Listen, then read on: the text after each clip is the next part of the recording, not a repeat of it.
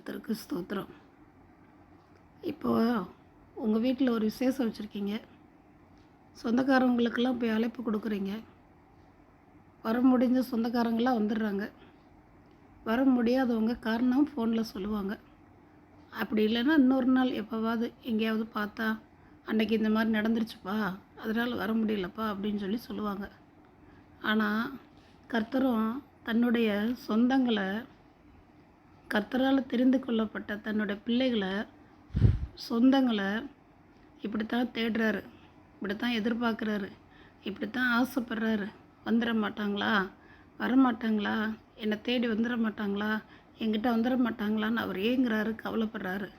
அதனால் உண்மையான சொந்த பந்தம் எல்லாத்தோட ரத்த பந்தம் எவ்வளோ பெரிய சொந்த பந்தமோ அதே போல் நம்மளை உண்டாக்குன தேவன் நமக்கு ரொம்ப சொந்தக்காரர். அவரை தேடி வாங்க, சூப்பராக இருப்பீங்க.